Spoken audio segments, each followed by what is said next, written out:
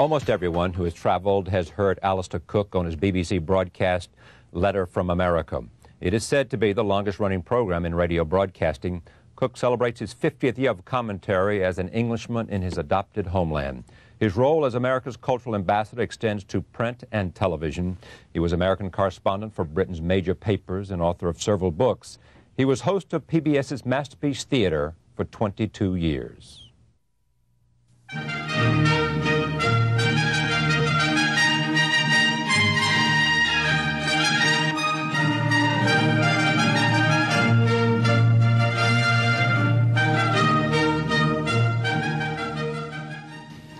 Good evening. I'm Alistair Cooke. We open tonight a new television theatre which in the next year will show you plays adapted from the works of Balzac, Henry James, Dostoevsky. That is the end of Conrad's The Secret Agent. And I'm sorry to say that so far as I'm concerned, that is the end of Masterpiece Theatre. I was hired for 2 years, and they turned into 21. But also, 40 years ago, exactly this month, I first became a regular television performer as what one of my old directors called our writer, narrator, host. 40 years is enough. I don't have many more miles to go, but I do have promises to keep before I sleep, and one or two ambitions, among them an insane desire to shave a stroke or two off my golf handicap. And so I just want to say to all those men and women and tots who down the decades, either in the mail or in the flesh, have told us what they liked and why. A very grateful thank you. So good night and goodbye.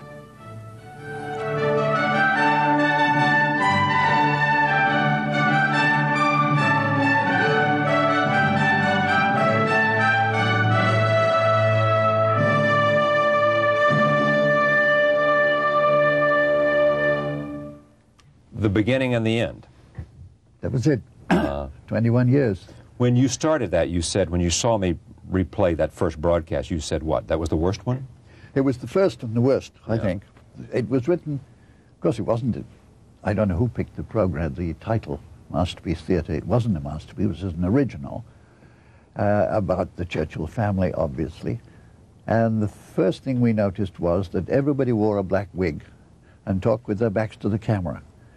And because of the famous jump cut, no more dissolves, you know, 24th of a second, you switch scenes, you never knew which country you were in, except somebody said, well, when they have tulips, you know you're in Holland. That was the, I thought this thing will never go. He won't even walk, let alone fly. And after, what, 40? How many years did you do, 22? 22, it was 20, yeah, 21. Oh, and 21. Started in 1971, January, and I left in September 92. In the end, you left, why? Oh, because I'd had enough, and I thought it was time to move on. How about Letter? I'd been doing, well, the broadcast, the radio. Yeah.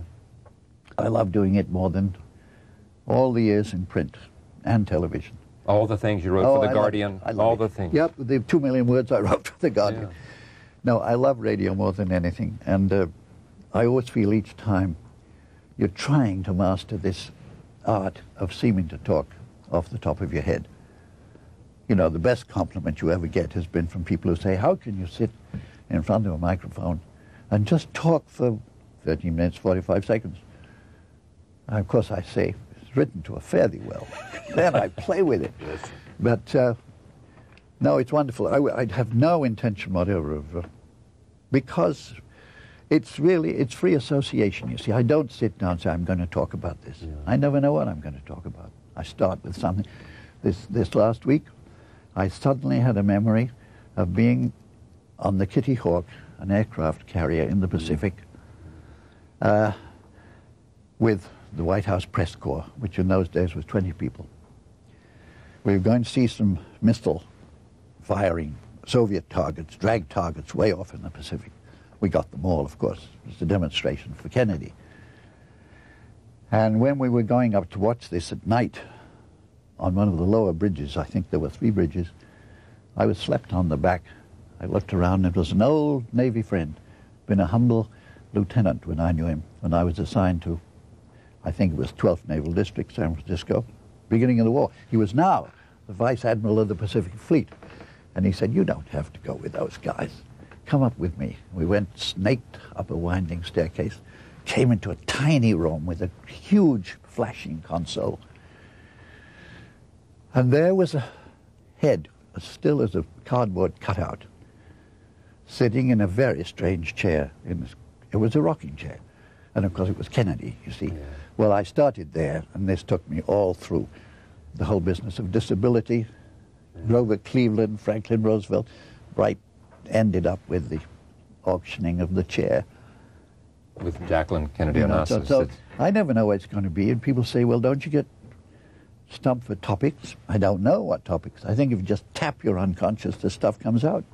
And the most recent, is that what you talked about? Weekend. That was it, that the was last weekend, yes. When it began how, with the BBC? Well, I'd been... during the second, during my war, the Civil War, the second war, I'd been doing a weekly.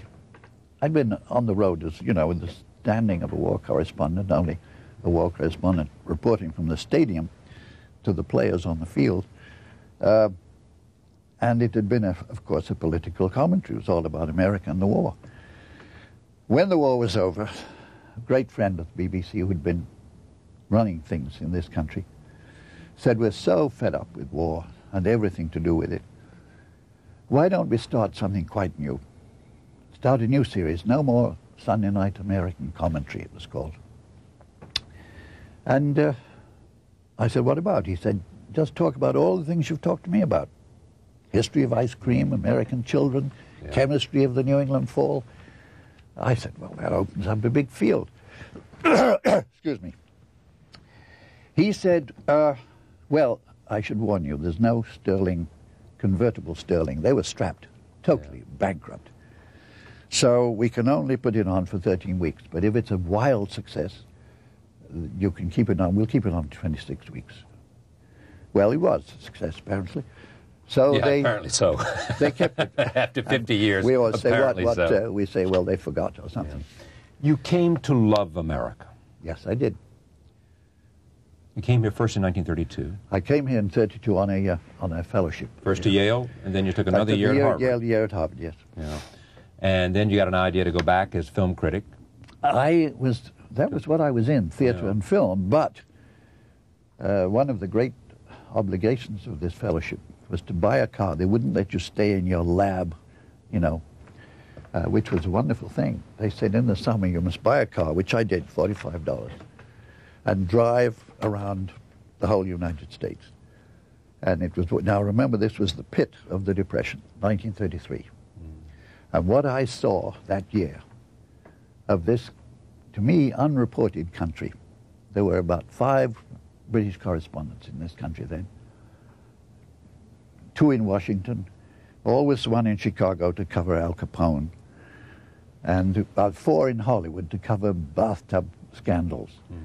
And this country was, what I saw was unreported. And so it was far more dramatic than Broadway, and that's where I started to ease out of theater. And went back, the first job I had was BBC's film critic, you're right. But I very soon, after a year or 2, I began to do more and more American stuff and came back. Do you like the comparisons with de Tocqueville? Oh, anytime. Anytime. Anytime. Yeah. And your opinion of America today? Well, I was going to say we're stuck with it. I think we're in trouble, but I don't think it's America. I think Western civilization. Western civilization? Oh, yes. We lost what? Well, I put it somewhere in the end of that book. Let me read that, and then I think that if you've got the passage in mind. As for the rage to believe that we have found the secret of liberty in general permissiveness from the cradle on, This seems to me a disastrous sentimentality which, whatever liberties it sets loose, loosens also the cement that alone can bind any society into a stable compound. A code of obeyed taboos. I can only recall the saying of a wise Frenchman that liberty is the luxury of self-discipline. That's it. Well, you see, the code of obeyed taboos is a very timorous and secular way of saying that the churches have lost their authority. How you behave, things you cannot do. I've always maintained that behavior, character is not what you do, it's what you wouldn't do, what you cannot do, what your conscience won't let you do. And it seems to me that we've had, in the last 30 years, say 2 generations, that have no moral guide. A code of obeyed, it's not even written down, is what I'm saying. The 10 Commandments are not bad, but we used to say in the 1920s, well, the church is going. But when I say Western civilization, I always remember that comparative figure. This country, I think more than 50% of people are churchgoers. Now, how many are devoutly religious is another thing. But in the United Kingdom, the figure is 6%. 94% are 6%. And whenever I bemoan something here, especially the business of what I now call Big Daddy, which is what we've come to with the assumption that really the government owes you a living and owes you all kinds of things. It's even more true in Western Europe. I mean, the Netherlands, for instance, is total cosseting from the age, you know, you can have free movies, free food, free everything. I thought it was more you so never have to go to work. And what about Sweden and the Scandinavian I don't know.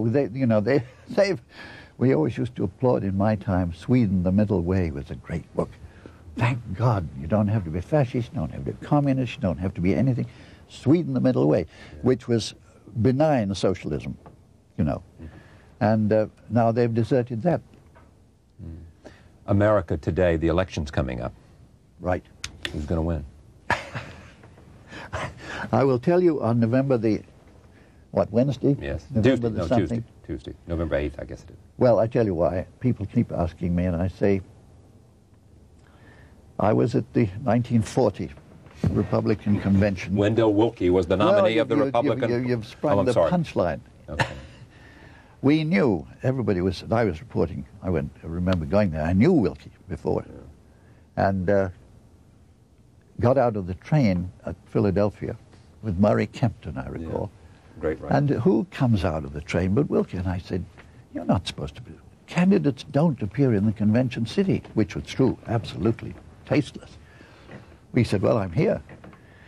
And of course, he wasn't even a candidate. We knew all through the spring, Taft, Dewey for the Republican nomination. We get to the convention, and they start balloting. And it's Taft, Dewey. On the 5th ballot, I never forget the most dramatic thing I ever saw at a convention, much more dramatic than anything on television, because it was all radio.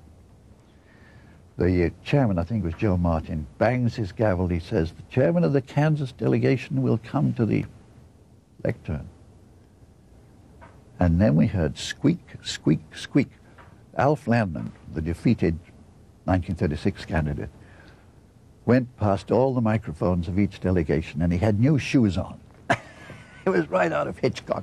Squeak, squeak, squeak all the way. Long, crackling pause. He says, the great state of Kansas gives its 24 votes to the next president of the United States, Wendell L. Willkie. 3 months before, not one American in 10,000 had ever heard of this fella.